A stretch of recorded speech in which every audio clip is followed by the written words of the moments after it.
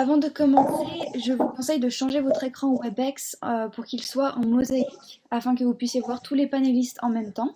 Cette option se trouve en haut à droite de votre écran normalement. Si vous avez des questions pour les panélistes, vous pouvez les envoyer à tout moment en utilisant la fonction Q&A, mais pas le chat s'il vous plaît. Les questions peuvent être générales ou bien dirigées à un panéliste en particulier. Finalement, bien que l'événement soit en français, vous pouvez bien sûr poser vos questions aussi bien en français qu'en anglais. Et pour vous parler un petit peu de Inspire Alumni, c'est une nouvelle série de tables rondes thématiques qui vise à renforcer les liens de communication et de partage d'expériences au sein de notre communauté d'alumni. Celles-ci sont organisées par le service des relations alumni en collaboration avec le programme de formation continue. Je vais maintenant vous présenter nos 4 panélistes. Donc premièrement, il y a Félix Allender qui a complété l'équivalent du MIA en 1994. Il a commencé sa carrière dans la banque, puis se tourne vers le CICR. Soucieux de préserver sa vie de famille, il se lance dans une formation de management des technologies dans le but de créer son entreprise. Il s'oriente finalement vers l'enseignement et s'épanouit aujourd'hui en tant que professeur d'histoire, de français et d'anglais en secondaire dans le canton de Vaud. Ensuite, nous avons Sophie, qui ne nous a pas encore rejoint, qui est diplômée du MIA en 2009. Elle a commencé sa carrière dans le secteur de la banque et des matières premières. Elle y gagne une compréhension bienveillante de la vie en entreprise et décide de faire du bonheur son projet professionnel en devenant coach afin d'accompagner individus et équipes vers plus d'épanouissement personnel chez SoHappy et professionnel chez Happy at Work. Finalement, nous avions Noélie et Oliver Scherer, qui sont tous les deux diplômés de l'équivalent du MIA en 2008. Ils entament leur carrière dans les services financiers. Partenaires de vie, ils quittent tout pour s'installer à Bali, où ils achètent la Bali Diving Academy, un centre de plongée engagé dans la conservation marine. Et plus récemment, le couple crée Mojo Boutique, un magasin qui propose des meubles et objets de décoration artisanaux javanais faits à partir de ressources durables. Je vais du coup maintenant laisser la parole au modérateur, qui sera Karine. Oui. Bonjour à tous, merci d'être en ligne. Donc, vous êtes plus de 170 inscrits aujourd'hui. C'est dire si ce sujet vous inspire ou en tout cas peut-être que c'est la conjoncture qui vous inspire. Mais toujours est-il qu'on se rend compte que c'est un sujet qui est tout à fait d'actualité.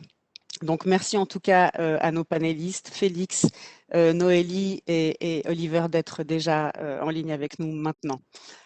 J'ai une question en fait pour chacun d'entre vous et en fait j'aimerais savoir à votre avis quelle est la question la plus importante à se poser avant de se lancer dans une reconversion professionnelle.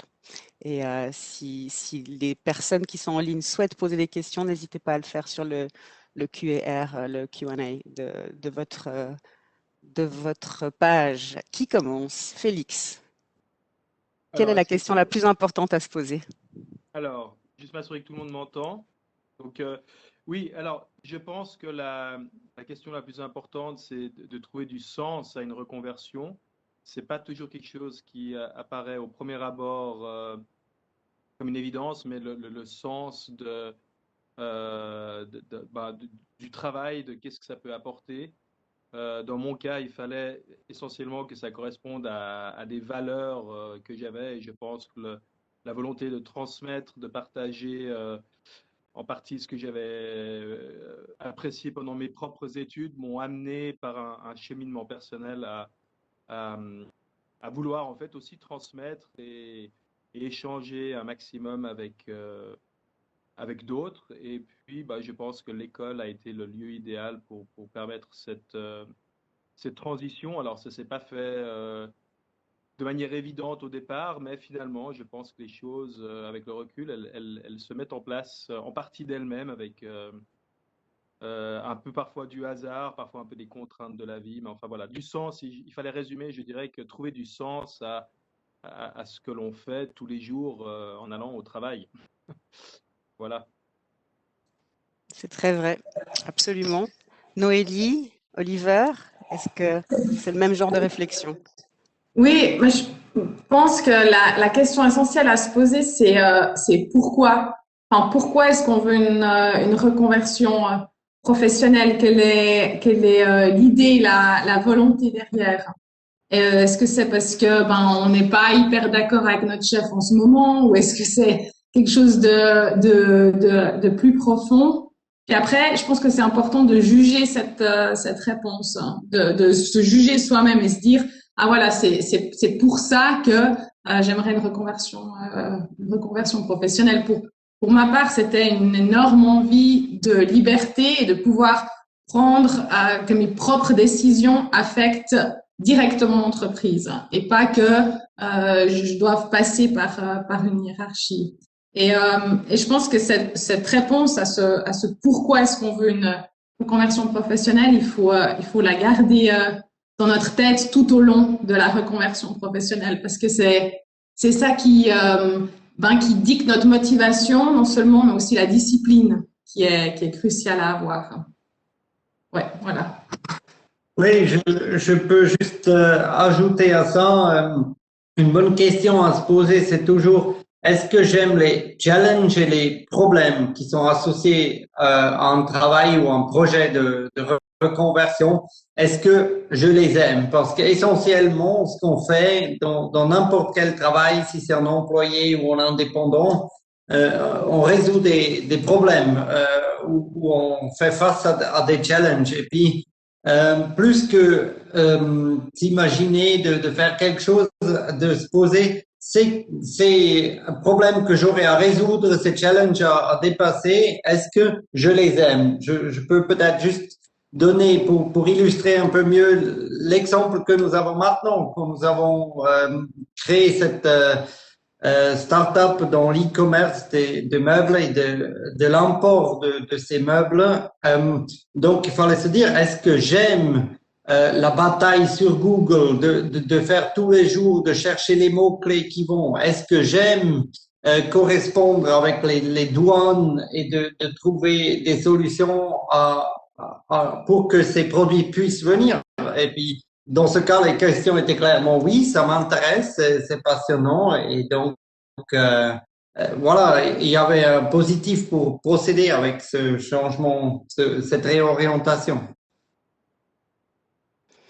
Merci Noélie et Oliver.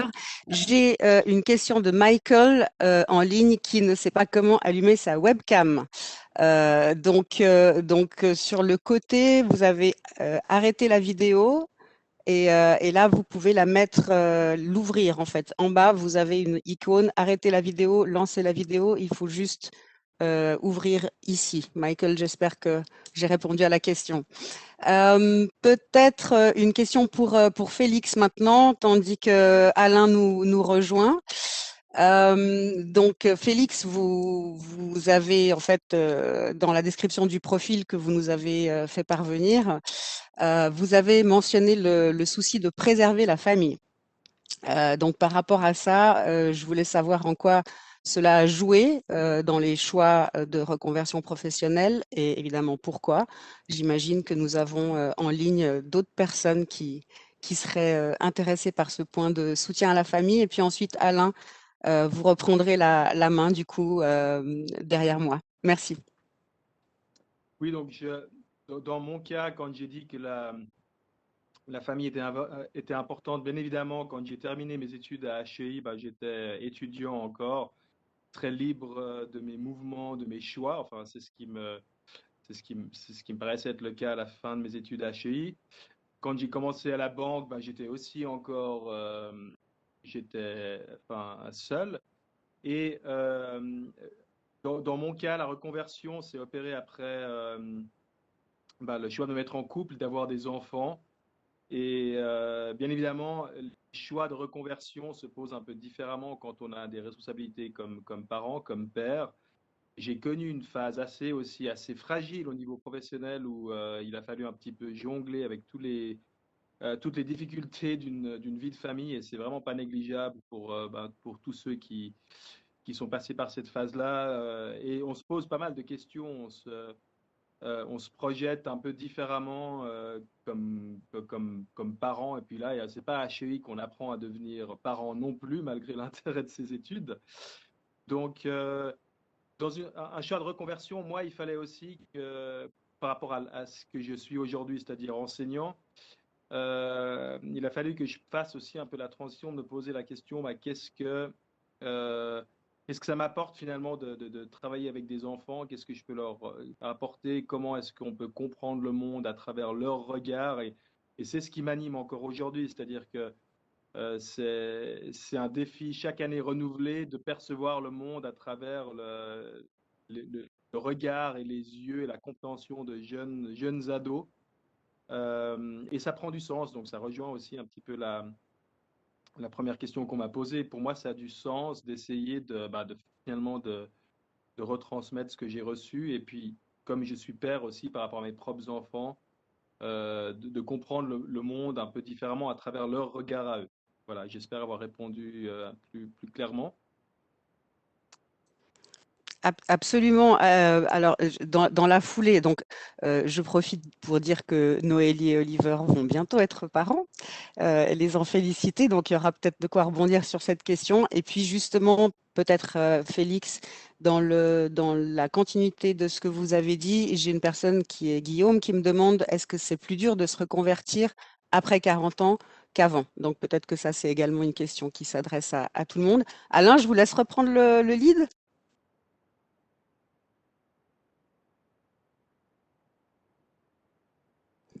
Alain, Votre micro, Alain. Il faut ouvrir votre micro.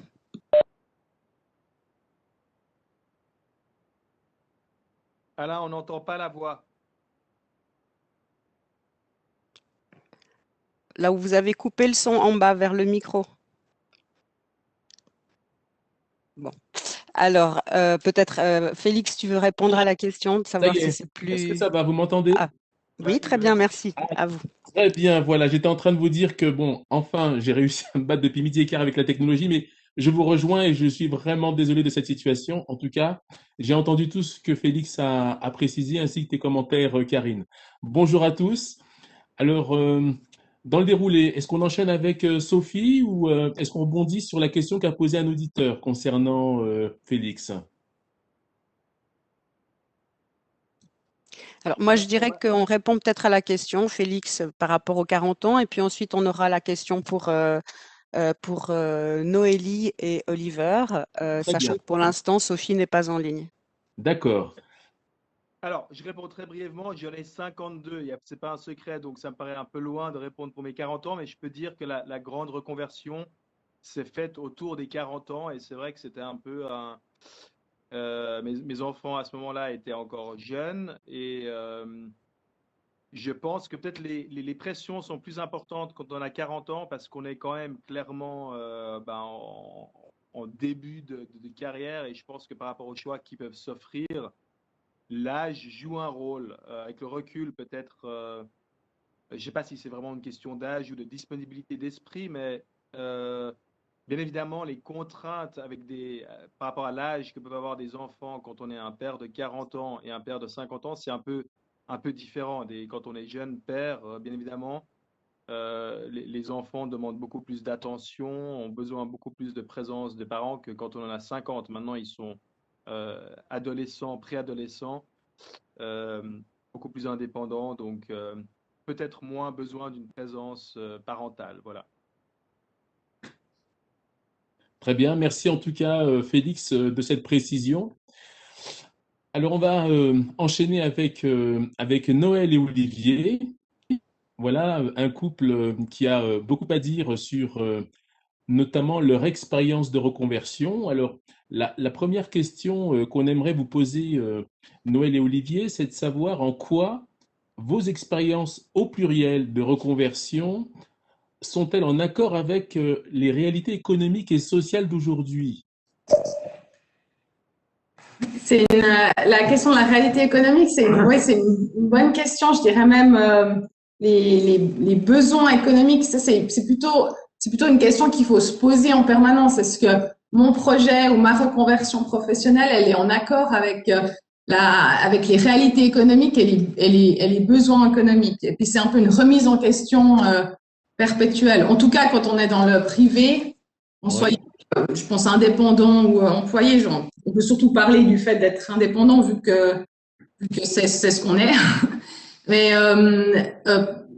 par exemple, quand on avait nos 5 centres de plongée, eh bien, avant d'avoir cette proposition de rachat pour continuer à développer et être justement en accord avec les réalités économiques, il aurait fallu qu'on se lance je donne un exemple, dans le tourisme du marché chinois. Et ça, c'est quelque chose qu'on n'a D'accord.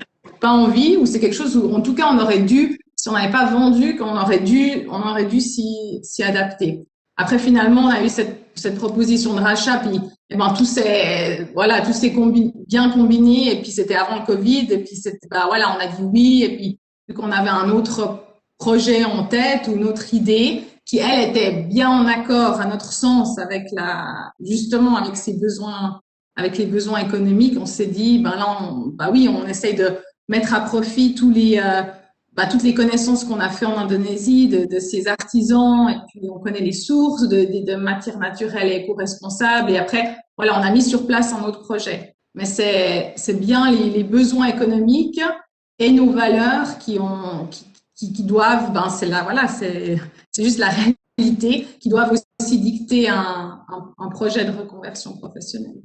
Ouais, très bien, très bien. Alors, qu'est-ce qu'en pense Olivier à cette question?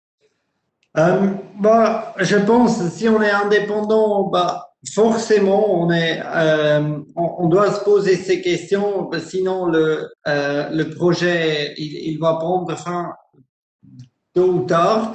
Mais par contre, je peux le recommander à tout le monde, même ceux qui cherchent un emploi.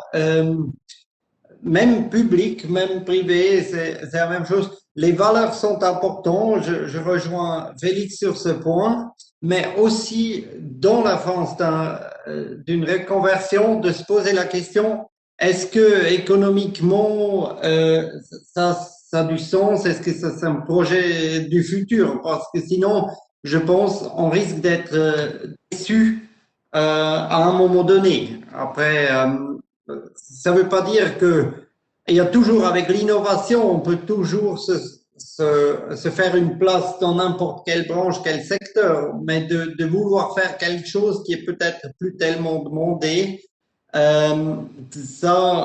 quand même une question à se poser en même temps que les valeurs. Est-ce que ça correspond à mes valeurs, mais est-ce que c'est aussi quelque chose qui a du futur économique? Oui, c'est très important, hein, c'est de donner l'être. Ah, il y a Sophie qui apparaît là. Apparemment, Karine. Oui, Bonjour oui, c'est Sophie. bien Sophie. Bonjour, je suis tellement désolée. Bienvenue, Je me suis dit, bienvenue parmi nous. plutôt que de vous envoyer un message pour dire que j'étais en retard, je me suis directement rejointe. Excusez-moi. Ça, ce sont les aléas de la technologie, mais nous te pardonnons parce que j'ai D'accord. été aussi confronté à ça. Merci Très beaucoup. bien. Alors Sophie, nous sommes toujours dans le thème de la reconversion professionnelle, 30, 40 ou à 50 ans. Et nous avons une question donc à te poser parce que ton parcours est assez singulier. En regardant ton parcours, on se rend compte à quel point ta vision de la vie professionnelle a joué un rôle très important dans ta décision de carrière. Alors, penses-tu que l'écoute de tes valeurs facilite en général la reconversion professionnelle? Oui, alors déjà, on peut se tutoyer, ce sera beaucoup plus D'accord. sympathique. J'ai Oui, hésité, hein. oui, je suis complètement de cet avis. Dans mon cas, ce qui s'est passé, c'est que suite à un burn-out dans le secteur bancaire, j'ai effectué un bilan de compétences qui m'a permis sur 6 mois de faire tout un voyage introspectif, dont une recherche sur mes valeurs, et de me rendre compte de l'inadéquation entre le milieu dans lequel je travaillais à ce moment-là et D'accord. ce que je souhaitais faire de ma vie professionnelle. Donc Ok. oui, pour moi, ce travail sur les valeurs, ce serait vraiment le fondement de toute reconversion réussie. Et quand je dis réussi, c'est pas forcément fait rapidement ou fait avec succès dans les termes où on peut l'entendre. J'entends réussi en termes d'épanouissement professionnel et d'alignement. Donc oui, clairement, la réponse à ta question, ce serait indispensable D'accord. d'identifier ces valeurs avant même d'identifier les pistes possibles, parce qu'il y en a toujours plusieurs. C'est vrai. Alors, en même temps, la question, on se la pose parce que quand on parle de reconversion, souvent on pense à business model, on pense à plan d'action, on pense à des choses extrêmement techniques. Et la notion de valeur, parfois, ben, on sait qu'elle est importante, mais la question complémentaire qu'on aimerait te poser, c'est dans quelle mesure? Est-ce que c'est le plus ou moins important? Dans quelle mesure? Les valeurs, ce serait le quoi et le où je Ouais, vais, qu'est-ce que je veux faire, et le business model, les formations, le networking, tout ce qui vient après, ce serait le comment. ok. Mais de commencer par le comment avant de savoir vraiment ce que tu veux et où tu veux le faire, ça ferait pas sens pour moi. Par contre, effectivement, une fois que tu sais où aller, il va falloir passer par toutes les autres étapes, oui. Ouais, c'est juste. C'est juste. Très bien. Alors, il me semble que dans le déroulé, il y avait des questions complémentaires ou est-ce que dans l'enchaînement, Alors, il y moi, avait... j'ai pas mal de questions en ligne. Donc, je pense plusieurs personnes là qui sont intéressées, effectivement. Donc, après 40 ans, on l'a dit tout à l'heure. J'ai Guillaume là qui me demande, est-ce que les entreprises, organisations embauchent des 40 ans et plus avec encore peu d'expérience dans le domaine dans lequel on veut se reconvertir? Donc, ça, c'est peut-être plus une question pour Alain, quoique peut-être Oui, bien d'autres sûr. personnes peuvent répondre. J'ai une question de Victoria qui dit: je suis intéressée par l'enseignement comme Félix, j'aurai bientôt 50 ans, j'ai une carrière de 25 ans dans le secteur privé comme analyste, métier chef de projet. Est-ce réaliste de faire une reconversion vers l'enseignement à 50 ans? Peut-être Félix. Mhm. Et puis j'ai encore une question de Laurent. Est-ce qu'un bilan de compétences est nécessaire, fortement conseillé par nos panélistes avant une reconversion? Donc Laurent est quelqu'un qui est au CICR actuellement. Et peut-être que c'est également l'avis de Félix ou de d'autres qui est demandé. Donc peut-être Félix en premier. Et puis Alain, Ouais, je te relaisse la parole. d'accord. Félix. Je reprends la parole. Oui, alors par rapport à la question de savoir si à 50 ans on peut rejoindre l'enseignement, euh, depuis que j'enseigne, moi dans l'école où je suis maintenant, j'y suis depuis presque, enfin un peu plus de 10 ans maintenant, et j'ai vu beaucoup de passages de personnes dans la quarantaine, la cinquantaine, qui justement entrent dans une période de transition, ont tenté l'expérience d'enseignement. Donc c'est très demandé. Je vais dire ça dépend beaucoup des directions d'école, mais en général, les directions d'école sont de plus en plus preneuses pour des gens qui ont des expériences de vie pratiques. Et ça peut en tout cas, c'est des profils qui peuvent intéresser. J'ai vu passer autant des enseignants qui ont travaillé dans des multinationales qu'un journaliste, là, il y a peu de temps. J'ai un ancien compagnon d'études de HEI là, que j'ai découvert récemment, s'était aussi reconverti vers l'enseignement de l'économie, par exemple, au niveau gymnase ou collège à Genève. Donc je pense que oui, on est heureusement dans l'enseignement et l'éducation en général, on est de plus en plus ouvert vers des, euh, profils diversifiés. Il y a aussi beaucoup de diversité culturelle dans mon école. Je pense un peu à l'image d'HEI, bien une trentaine, une quarantaine de nationalités, ce qui apporte beaucoup, avec parfois même beaucoup d'apports de langues étrangères. On a aussi des élèves qui viennent de plus en plus de partout, surtout dans la région lémanique. Donc, tout ça, enfin, c'est très compatible avec ce que fait HEI à Genève aussi. Il y a sans arrêt des correspondances. Moi, j'en vois vraiment de plus en plus souvent. Je vois du sens encore à ma formation HEI de base dans le métier que je fais aujourd'hui. Donc, oui, à tous ceux qui pensent, je pense que la première chose, c'est de s'inscrire pour des remplacements. Et puis, on se rend très vite compte si on aime ou on n'aime pas être devant 20 ou 25 adolescents qui sont a priori pas du tout preneurs pour ce qu'on veut leur enseigner. Donc il y a aussi beaucoup de surprises, des bonnes et des moins bonnes parfois. Voilà. Très bien. Alors, je vais compléter ce que Félix dit très justement. Est-ce que tu peux, Karine, s'il te plaît, me rappeler une des deux questions, parce qu'il y en avait deux. Et la première de l'auditoire était? Karine, ton micro n'est pas en marche.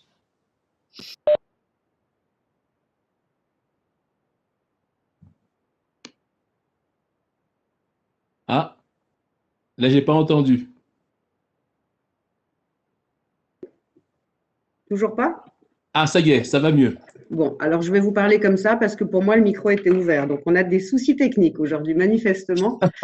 Donc, la question qui était plutôt peut-être pour toi, effectivement, Alain, c'était Oui. de savoir est-ce que finalement les entreprises embauchent même des personnes qui n'ont aucune expérience professionnelle dans le domaine, même après 40 ou 50 ans? Tout à fait. Alors, déjà, de par mon expérience et ma pratique professionnelle, je dirais que de plus en plus, les entreprises sont intéressées par des profils de plus de 50 ans qui n'ont pas forcément un background très important, mais qui ont quelque chose que la jeunesse ne possède pas pour autant, c'est l'esprit de synthèse, c'est la faculté de discernement et c'est la capacité aussi à donner du sens aux choses. Alors, dans tous les métiers notamment où il est important de, de capitaliser le savoir, où l'expérience est requise pour justement eh bien, éviter de prendre trop de temps à mettre en place des procédures, par exemple. C'est très, très bien accueilli par les entreprises.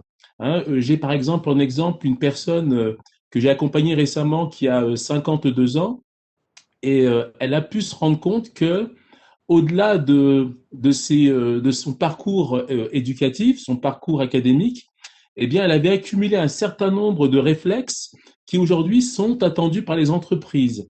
Parce qu'aujourd'hui, vous savez, on est dans un monde où eh bien, le réflexe prévaut la réflexion. Pourquoi je dis ça? Alors, ça peut choquer, parce que le réflexe, c'est ce qu'on a à la fin d'avoir tout appris. Quand on a appris, c'est un peu comme les vélos, on est dans après ce qu'on appelle la compétence inconsciente. Je me rends même plus compte que je sais faire tellement j'ai l'habitude. Et ça, les entreprises aiment justement ce type de réflexe qu'ont les gens expérimentés parce que ben, ça permet eh bien, d'être plus efficient, c'est-à-dire faire à la fois vite, entre guillemets, mais par rapport à quelque chose qui apporte beaucoup. Il y a une vraie valeur ajoutée, qu'elle soit humaine ou qu'elle soit économique. Voilà. Après, on pourrait en parler beaucoup plus longtemps. Mais oui, de plus en plus, les maturités évoluent. On aime d'ailleurs mettre. Il y a un film qui l'exprime bien, ça, c'est avec. Comment s'appelle-t-il Al Pacino, non, pas Al Pacino, De Niro, le stagiaire. Je ne sais pas si vous avez l'occasion de voir ce film-là. Eh bien, voilà, il montre qu'aujourd'hui, même les startups, eh bien, accueille comme une personne récemment qui a 52 ans, on l'a placée dans une start-up qui fait de l'intelligence artificielle et qui a été mise dans la recherche-développement, alors qu'à la base, elle n'a pas un diplôme de chercheur, mais elle avait une faculté à justement repérer ce qui pouvait être amélioré dans l'entreprise au niveau des procédures, au-delà de la technologie. Voilà. Et des exemples comme ça, il y en a beaucoup. C'est vrai. Peut-être on peut compléter juste très vite. On ne peut pas parler pour les entreprises en général, mais un peu de notre expérience d'être entrepreneur et d'avoir engagé des gens. Quelque chose aussi qui se retrouve beaucoup dans la littérature de gestion. C'est souvent, c'est pas forcément qu'on cherche un parcours ou des compétences prédéfinies, mais c'est beaucoup, comme on dit en anglais, higher attitude. Et puis, Yeah. comme on dit tout à l'heure, si quelqu'un a les valeurs, si quelqu'un est motivé de base et ne pas, la motivation n'est pas de fuir un ancien patron ou comme ça, mais une motivation vraiment pour ce poste. Je pense l'âge ou le parcours précédent est secondaire. C'est beaucoup plus aussi après dans un entretien, ça joue avec le patron parce que cette volonté et motivation, elle sort. Et puis d'expérience, nous on a eu des gens qui n'avaient pas du tout l'expérience dans le domaine, mais qui étaient pour finir des formidables employés. Oui, on a même eu des. Je crois que sur les 50 employés qu'on avait, la majorité qu'on a engagée, ça savait même pas nager. Hein. Mais et on a dû tout leur apprendre, mais disons qu'ils avaient clairement l'attitude qu'il fallait pour le poste. Et puis c'est ça qui a tout dicté. Après, je sais pas comment pensent les autres, enfin les personnes qui engagent, mais je suis aussi persuadée comme Oliver que l'attitude fait énormément. Ouais, elle fait beaucoup, beaucoup, beaucoup, beaucoup, hein. D'ailleurs, vous n'êtes pas sans constater qu'aujourd'hui, on parle beaucoup des soft skills, d'accord? Parce qu'on se rend compte, au-delà de l'effet de mode, que la posture, l'éthique, les valeurs, tout à l'heure, Sophie en a parlé, euh, l'intelligence émotionnelle, la faculté d'adaptation, tout ça, ce sont des qualités qui n'ont pas, c'est pas une question d'âge, c'est une question intrinsèque. Donc, une personne de 50 ou plus peut se positionner par rapport à ça, parce que les entreprises de plus en plus s'occupent du savoir-faire.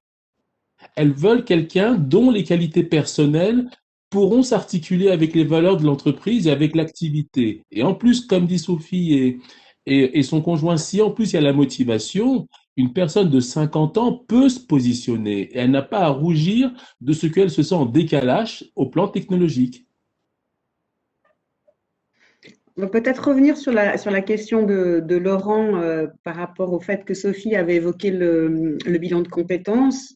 Donc Laurent est au CICR actuellement et il demandait si on recommandait ce bilan de compétences ou pas.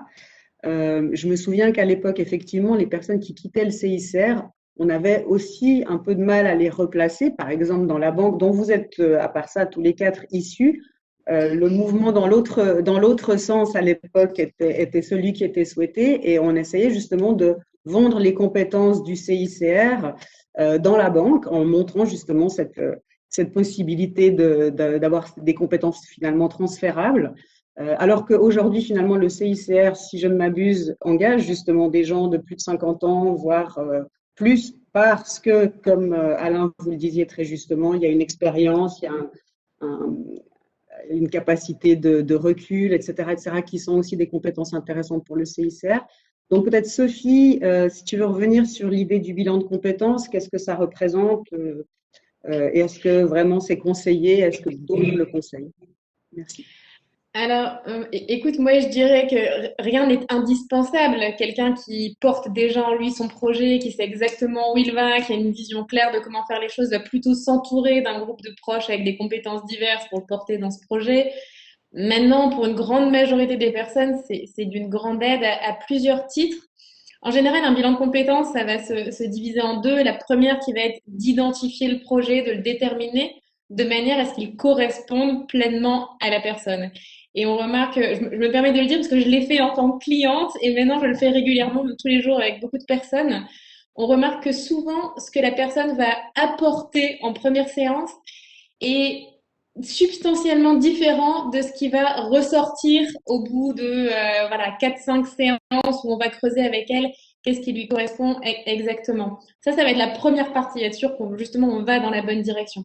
La deuxième partie, encore une fois, sur le comment, c'est comment aider cette personne à communiquer, à exposer quelles compétences transversales elle a, quelles soft skills elle a acquis et peuvent être indispensables, à communiquer aussi, et ça j'insiste parce qu'on en a parlé sur le côté de la plasticité cérébrale et le fait que, ben oui, on a 50 ans, on peut encore apprendre plein de choses, mais d'aller mettre ça en avant dans les lettres de motivation, dans les entretiens d'embauche, etc., pour dire, moi, je vous apporte tout ça. Il manque forcément des choses parce que je suis pas un expert de votre domaine. D'ailleurs, je n'ai peut-être jamais travaillé. Et en même temps, je veux et je peux acquérir ce qu'il me manque. Donc, ça va vraiment être les deux parties du bilan de compétences. Et après, d'un point de vue beaucoup plus pratique, pour beaucoup de personnes qui sont en reconversion, il y a ce fameux trou dans le CV qui fait peur à beaucoup. Et le bilan de compétences, c'est aussi quelque chose à mettre dans ce trou parce que c'est pas rien. C'est un travail qui est très profond, qui demande beaucoup d'énergie et qui va permettre à la personne de mûrir sur bien des points.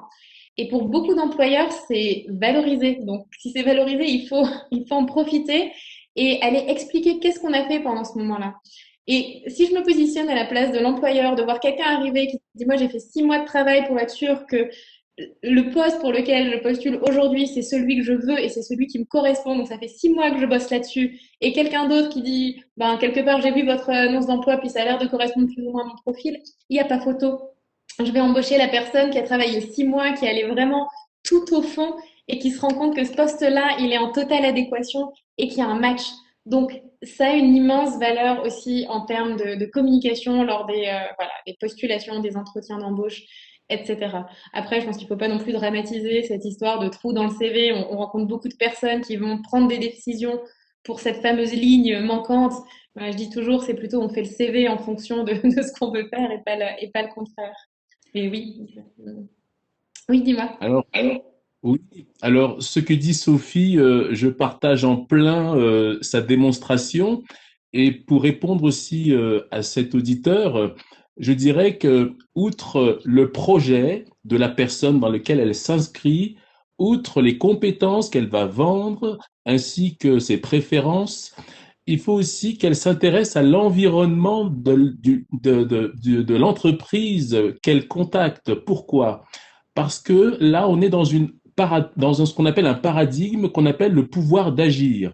Il est très important que l'entreprise se rende compte que c'est elle qui crée l'environnement qui rendra possible la réalisation de son projet. Il faut parler d'elle. Parce que malheureusement, parfois, ce que je déplore auprès de mes étudiants et de professionnels qui sont en recherche par la reconversion ou la transition, c'est qu'ils ne s'informent pas suffisamment et pertinemment sur l'entreprise qu'ils ciblent. C'est dommage, parce que s'il y a adéquation entre ce que je sais faire, ce que je sais être, mon projet et votre environnement capacitant, l'entreprise, elle est en train de se rendre compte qu'elle a la perle rare. Vous voyez? Donc, je vous invite à respecter ce triangle-là, qui est ce que je sais faire, ce que je veux, ma volonté,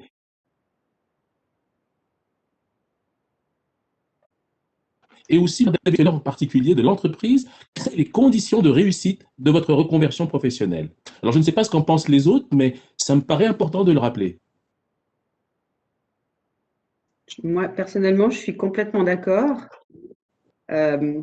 On a pas mal de questions, en fait, justement, qui vont rejoindre aussi ces questions-là, finalement, c'est la peur de l'échec. On a beaucoup de questions qui reviennent sur la peur de l'échec.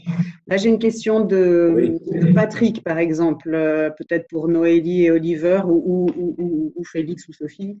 C'est cette question, voilà, comment franchir le pas? On a toujours ce souci de l'échec, et c'est toujours difficile de passer à l'acte. Comment peut-on faire pour faciliter cette transition? Et j'ai plusieurs questions de ce type-là. Donc, c'est la peur de l'échec, voilà, et du lendemain. C'est une bonne question.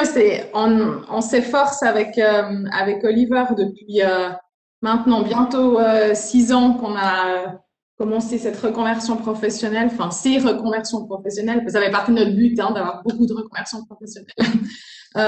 C'est de voir la peur vraiment comme un parasite. On est persuadé que la peur est une sorte de maladie.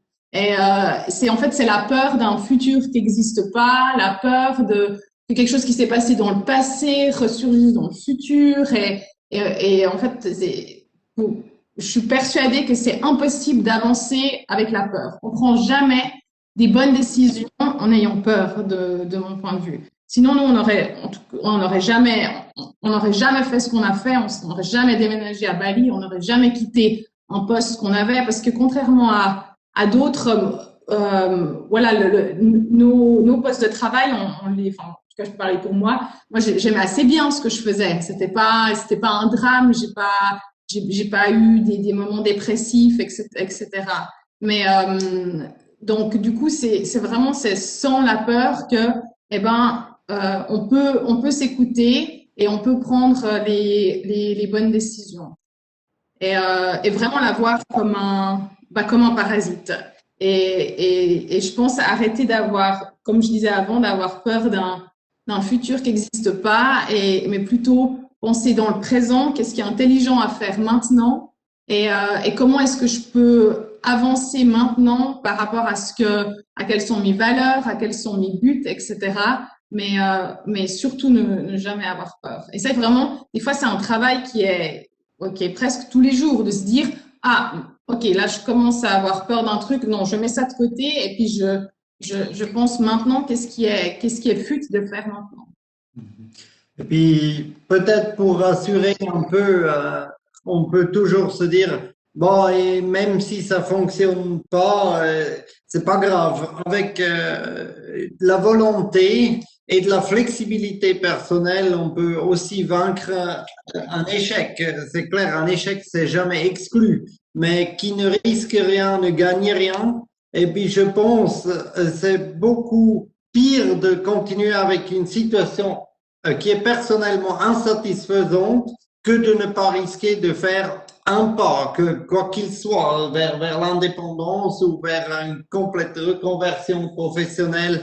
Je pense, oui, il faut se poser des questions qu'on avait dit au début, mais une fois qu'on est sûr qu'on veut un certain changement, je peux que encourager les gens parce que même si ça marche pas, c'est pas la catastrophe derrière. Il y a toujours des solutions. Et aussi, si on lit des livres des gens qui ont fait des grandes carrières, des bibliographies, c'est souvent, ils sont passés par des moments d'échec, des moments de mise en question. Et puis, parce qu'ils ont eu le courage de se réinventer aussi dans une phase difficile, ils ont toujours pu avancer et puis finir à un point que normalement est aussi bon qu'on écrit un livre dessus.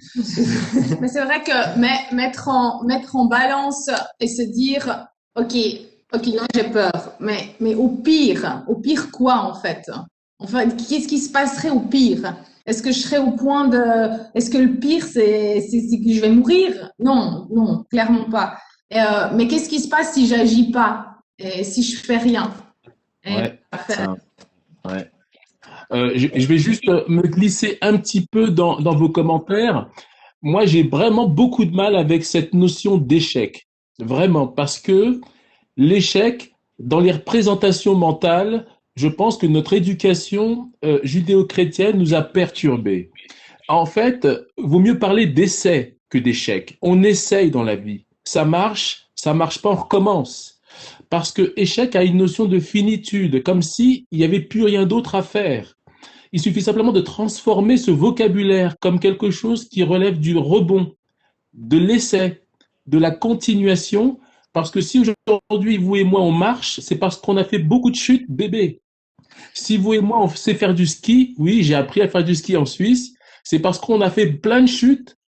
Donc, en fait, on essaye, on n'échoue pas définitivement. Voilà, c'est juste ce que je voulais ajouter. J'aimerais rebondir parce que… Sophie, attends, je vais juste placer parce que ça va aussi aller avec ta réponse, j'en suis persuadée. Donc, au-delà de l'échec, j'ai José qui me demande comment se réconcilier avec des sentiments de défaite ou des regrets par rapport au parcours professionnel précédent. Donc, c'est dans la continuité. Et Sophie, qui est aujourd'hui Chief Happiness Officer, mais pas seulement, va certainement répondre à cette question. Merci. Oui. Je voulais juste déjà rebondir sur ce que disait Alain par rapport à l'échec et échec-essai. Mais si on gardait ce vocabulaire de peur de l'échec, je pense qu'on pourrait dire une manière de la dépasser, c'est de se dire qu'il faut pas en avoir peur parce que en fait, on va forcément échouer. Mais on va pas échouer une fois, on va échouer 1000 fois et ça va super bien se passer. Ça permet de dédramatiser énormément. C'est-à-dire que quand le premier échec arrive, bah c'est ah bah voilà, ça y est, j'ai échoué ou j'ai essayé, ça n'a pas forcément marché. Qu'est-ce que j'en apprends et qu'est-ce que je vais faire différemment après? Si tout se passe extrêmement bien, a priori, il y a quelque chose qui va pas marcher à un moment. Donc, on va échouer et à partir du moment où c'est intégré, ben, on n'en a plus peur puisque ça va arriver, ça devient le domaine du connu. Et ce qui nous fait peur, c'est l'incertitude. Est-ce que je vais échouer? Ça, c'est angoissant. Par contre, je vais échouer, oui. Bon, qu'est-ce que je vais en faire? Ça, c'est autre chose. On passe de nouveau dans l'action. Et comme vous nous disiez si bien à Bali, ben, une fois qu'il y a eu un échec ou une peur d'échec, on reste focalisé et qu'est-ce que je fais après? Après, par contre, par rapport au regret, et est-ce que j'aurais dû faire ceci? Est-ce que j'aurais dû faire cela? Là, c'est très philosophique et ça va dépendre de la vie de chacun. Moi, j'aime voir les choses sur le fait que d'abord, tout ce qu'on a fait dans nos vies, même ce qui nous a déplu et surtout ce qui nous a profondément déplu, nous a apporté énormément. C'est ce qui nous a permis d'aller chercher au plus profond de nous qui on était et ce qu'on voulait. Et sans tout ça, on resterait un petit peu dans des nimbes de qui je suis, qu'est-ce que je veux. Et on peut prendre l'exemple des enfants, par exemple, un enfant qui n'aurait aucune contrainte, aucun échec, aucun choix qui serait considéré comme suboptimal, il deviendrait qui? Vers quoi il irait? Il ne saurait plus parce qu'il n'y aurait plus de frontières. Donc c'est ce qui nous permet de faire la différence entre ce qu'on est, ce qu'on n'est pas, ce qu'on veut, ce qu'on ne veut pas, ce qu'on ne sait pas encore, etc. Donc pour ma part, aucun regret sur aucun des choix professionnels. Oui, des années qui ont été passées dans peut-être des domaines qui m'ont satisfaite matériellement et intellectuellement et moins émotionnellement et spirituellement. Et alors, peut-être que la suite sera différente. Donc, le regret, clairement, ne pas y passer trop de temps. Ouais, c'est vrai. Et peut-être pour Félix, est-ce que Félix, tu es d'accord pour dire que, pour paraphraser un auteur, que l'important n'est pas tellement la chose que l'on regarde. Donc là, je réponds aussi un peu à l'auditeur, le sentiment de défaite, c'est pas tellement la chose que l'on regarde, mais c'est le regard que l'on porte sur les choses. Est-ce que ça serait pas plutôt modifier son regard ou apprendre à le modifier par l'aide, par exemple, d'experts comme Sophie, qui peut aider, parce qu'on change de regard, à mieux gérer des sentiments de défaite? Bon, puisque la question m'est en partie adressée, je dirais que je renvoie à ce que j'ai dit tout à l'heure par rapport à travailler avec des élèves, des adolescents. On est très, très souvent, effectivement, confronté à un changement de regard parce que on se rend compte dans la position d'enseignant on a une grande diversité de situations de vie parmi nos élèves et que souvent on peut être assez touché par des réalités parfois de fragilité et autres. Et oui, je pense que on peut changer un petit peu le regard en essayant de se mettre un petit peu à la place de l'enfant qui n'a pas le recul sur les choses. Et je pense de manière générale, l'école aujourd'hui, même si ce n'est pas ce qui transparaît à l'extérieur, est assez bienveillante à l'égard justement de jeunes qui sont fragilisés et qu'on essaie d'encourager, de remettre un petit peu en selle. Et oui, donc on est très souvent amené à changer de regard. Moi, pour donner un exemple, j'ai aussi des classes d'accueil, donc c'est des élèves qui viennent des quatre coins du monde, qui débarquent depuis quelques mois en Suisse, avec des parcours parfois vraiment difficiles, très très lourds. Et les dynamiques qui se mettent en place dans ces classes-là c'est un cadeau parce qu'on se rend compte que finalement, ils partagent tous le fait d'être tout d'un coup se trouver réunis dans un endroit où ils sont tout simplement en sécurité, où ils peuvent s'exprimer librement et ils sont un petit peu. Alors, je ne vais pas idéaliser non plus, mais en tout cas, ça force le respect de voir aussi comment à un si jeune âge, des enfants peuvent nous amener aussi beaucoup d'énergie à travers leur confiance en l'avenir. Voilà. Merci beaucoup, Félix. Est-ce qu'il y a d'autres questions qui viennent de l'auditoire? Ça n'arrête pas, ça n'arrête pas. Et donc, là, j'ai une question de Coralie qui est également dans le domaine financier, qui aimerait le quitter pour tout ce qui est sustainability. Donc, c'est vraiment des choses que l'on voit régulièrement et qui se dit, bon, vendre ma motivation ne me semble pas assez vu la compétition dans le domaine. Pensez-vous qu'il est nécessaire de refaire des formations afin d'aider à cette transition? Et je profite d'avoir la parole pour vous rappeler que cet événement est organisé en partenariat avec notre service de formation continue. Donc, pour celles et ceux qui sont en ligne et qui n'auraient pas encore eu la chance de fréquenter l'Institut, voilà, la formation continue fait ce genre de choses. Et donc, peut-être Noélie, Sophie, on a cette question également plus spécifiquement sur l'enseignement. Est-ce qu'il y a des moyens? Peut-être que chacun peut répondre.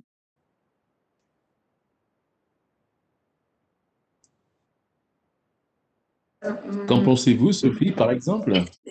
Karine, est-ce que je peux te demander, j'étais en train de répondre à quelqu'un en privé sur le chat et j'avoue avoir perdu la dernière partie de ta question. Est-ce que tu pourrais la reformuler peut-être? Par rapport à la formation? Oui. Est-ce que tu conseilles aux personnes de refaire une formation dans le domaine vers lequel ils tendent, s'ils n'ont pas d'expérience ou de formation dans le domaine? Pas systématiquement. Ça va vraiment dépendre, un, du profil de la personne et deux, de son projet. Donc, on va pouvoir aller identifier quels sont les gaps en fait à combler entre les deux. Après, se jeter dans une formation trop rapidement pour aller, je dirais, plus combler un besoin de légitimité, c'est risqué parce que souvent, on n'est pas encore insider du domaine et on va faire une formation qui finalement n'était pas indispensable et on n'aura pas fait celle qu'il fallait faire à ce moment-là. Et puis parfois, l'entreprise est tout à fait prête à vous former, que ce soit en termes de formation continue ou même après en externe une fois que vous êtes rentré. Donc, ce serait plutôt déjà d'aller dans cette phase de l'explorateur. J'aime bien différencier la phase de l'explorateur de la phase du candidat. Et quand on est dans la phase de l'explorateur, c'est rencontrer le plus de personnes possible qui font partie du domaine, aller rencontrer les contacts de ces personnes, aller prendre des cafés, faire des entretiens, bon, plutôt Zoom même, mais poser des questions, accueillir les récits des carrières de chacun et puis d'aller s'en inspirer pour aller voir est-ce que c'est vraiment indispensable? Est-ce que j'en ai besoin maintenant? Est-ce que c'est ce qu'il y a de plus utile? Parfois oui, parfois c'est indispensable et c'est un no-go. Et il y a certaines organisations qui de toute façon ne regarderont même pas le CV si on n'a pas fait cette formation-là. Donc là, oui, évidemment. Maintenant, voilà, je mets des petits points d'interrogation et de faire avec prudence, parce qu'une formation, c'est un investissement en temps, en énergie, un investissement financier. Et quand on est dans un projet, on a des ressources qui sont finies à un instant T. Donc, comment je les investis? Le faire avec du recul et un peu de sagesse. Et ça répond à la question. Noélie, Oliver, un commentaire sur cette question-là, par exemple? Moi, je pense aussi que c'est pas systématique de faire une formation. On parlait des regrets avant, même si je pense que c'est les regrets qui nous font poser des bonnes questions, mais il y en a beaucoup qui regrettent d'avoir fait trop de formations, justement, de s'être lancé dans quelque chose et puis sans être sûr que ça aide forcément. Ouais, je rejoins totalement Sophie. Je pense qu'il faut voir un maximum de personnes, leur poser des questions, se demander qu'est-ce qu'on veut exactement faire, parce que ouais, sustainability c'est assez large, donc qu'est-ce qu'on veut faire, qu'est-ce que j'ai besoin pour faire ça, et ouais, je sais pas si Non, et puis, bon, c'est beaucoup, on peut faire en autodidacte aussi, ou bien après, aussi proposer à une entreprise, si, dans le cas concret, de dire, oui, je pourrais faire cette formation. Moi, personnellement, j'ai fait ça avec la formation suite à, je suis dans les matières premières. Et puis, c'était vraiment en accord. Là, c'était une formation parallèle du travail. Et puis, finalement, ça donnait aux deux, je pense, à l'entrepreneur, à l'entreprise. Et puis, moi-même, ça donnait quelque chose. Mais juste faire une formation sans se concerter ou sans avoir plus spécifique pourquoi on fait cette formation, je serai prudent. Je crois que ça vaut la peine de se coordonner ou oui, de le faire dans un cadre très spécifique et puis pas forcément juste faire une formation pour se donner plus de chance. Je pense que ça, c'est trop large. Félix, peut-être un commentaire sur particulièrement l'éducation. Est-ce que comment c'est je pense, moi, ma reconversion pour l'enseignement, je l'ai fait plutôt enfin, autour de 35 ans. Ça n'a pas été facile parce que dans l'enseignement, bien évidemment, il faut les titres pédagogiques pour pouvoir enseigner dans des didactiques de branche. À l'époque, et je ne sais pas si c'est le cas aujourd'hui, mais c'est vrai que la formation HEI ne préparait pas directement à l'enseignement. Aujourd'hui, à ma connaissance, clairement, si vraiment on veut se consacrer à l'enseignement dans un poste fixe long terme, il faut passer par l'école pédagogique. En tout cas, dans le système de l'État de Vaud. Maintenant, je sais que dans les écoles privées, c'est un petit peu différent. Il y a peut-être plus de flexibilité. Pour répondre très précisément à la question, à l'âge de 50 ans, refaire la formation que j'ai faite à 40 ans et me remettre dans la posture d'étudiant, j'étais obligé de le faire. C'était un prérequis. C'était très compliqué de jongler avec ça, avec la vie de famille. Mais je ne le regrette pas parce que ça fait peut-être lien avec ce qu'on a dit avant. C'est aussi ce qui m'a mis en contact avec le milieu de l'enseignement, qui est un milieu comme n'importe quel autre milieu. Et on rencontre beaucoup de professionnels de l'enseignement. On prend conscience de tout un microcosme. Voilà. Donc, je pense qu'il faut effectivement, une fois qu'on a décidé enfin, que c'est un choix, ben, il faut aussi s'y coller. C'est-à-dire que la formation est longue, elle peut se faire en emploi, elle demande passablement d'investissement, mais ça vaut le coup. Voilà. Ouais.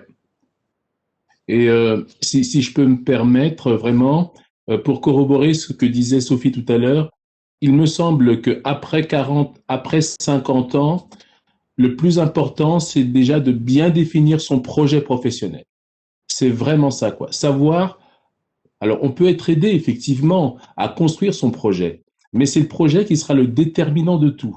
La compétence, elle peut être apportée par l'entreprise, qui elle souvent, elle profile la compétence au regard d'une activité qui est très spécifique, alors que le projet, c'est lui qui doit coller au plus près des intérêts de l'entreprise. Et une fois que c'est établi, normalement, ça devrait aller tout seul. Voilà, c'est vraiment le projet, je pense, qui doit être déterminant. Alors écoutez, il y a énormément de questions dans le chat. Beaucoup de questions sont dans le chat au lieu d'être dans le Q&A, ce qui fait qu'il faut que je jongle un petit peu. Il est 13h28, on est censé terminer à 13h30. Donc, je vais me permettre de poser une dernière question qui nous vient de Cécilia et qui peut aussi s'adresser à tout le monde. Comment trouver un partenaire, entre guillemets, quelqu'un avec qui, oui, je précise, quelqu'un avec qui développer des projets d'entreprise ou d'entrepreneuriat. Je préférerais me lancer à 2 ou à 3. Qui a envie de répondre à ça? Oliver? Et puis, je vous laisserai continuer. C'est difficile à répondre en général parce que je pense que ça dépend beaucoup de l'activité envisagée. En gros, je peux dire, on peut rarement parler à trop peu de monde. Je recommande vraiment de partager ses envies, de chercher aussi des contacts un peu des endroits peu probables. Mais après, pour se lancer vraiment, d'explorer cette piste, j'irai vraiment avec tout le monde qu'on peut. Mais après, avant de se lancer, je crois il faut être bien d'accord. Le feeling doit jouer parce que de l'entrepreneuriat, c'est presque comme un mariage. Une fois on se lance dans une société ensemble, c'est pas juste des collègues, on est beaucoup plus. Et puis, j'avais fait une expérience une fois, c'était même pas de se lancer ensemble dans une activité entrepreneuriale, mais plutôt un projet, une sorte de joint venture. Et puis là, les personnes, ok, j'assistais juste à la réunion, ça ne me concernait pas personnellement. Les gens, ils avaient les deux des familles, et puis ils se sont dit, bah, nos expériences, c'est pour qu'un joint venture marche, on prend ça de la vie privée. Il faut avoir le contrat de divorce prêt au moment où on s'engage ensemble afin de ne pas en avoir besoin. Donc, si on se lance avec quelqu'un, il faut être clair des modalités, aussi des modalités de séparation au point de départ. Et puis, aussi, je pense, se lancer avec quelqu'un pour se rassurer soi-même, je pense pas que ce soit une bonne idée. Parce qu'il y a beaucoup de gens qui se lancent à 2, à 3, et au fond, le pourquoi ils se lancent à 2 ou 3, c'est pour se sentir plus rassuré, pour avoir plus de légitimité. Et ça fait partie de la peur dont on parlait avant. Et ça, c'est pas bon. Je pense pas que ce soit les bonnes raisons. Si on se lance à plusieurs parce que chacun peut apporter quelque chose de différent qui forme un tout dans le projet, alors oui. Mais si c'est pour être rassuré, à mon avis, c'est pas bon. Ouais, c'est vrai.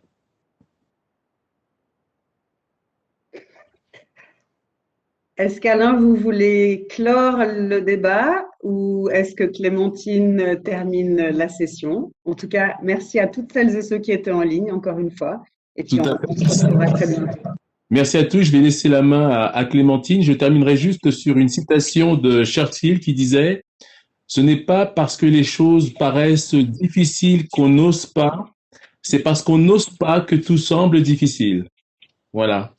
Merci beaucoup Alain, merci à tous les panélistes, c'était vraiment très intéressant. Merci pour votre temps. Merci aussi à tous les participants qui ont pu nous rejoindre aujourd'hui et ceux qui n'ont pas pu nous rejoindre pourront voir cette session sur la chaîne YouTube de l'Institut. Donc merci beaucoup à tous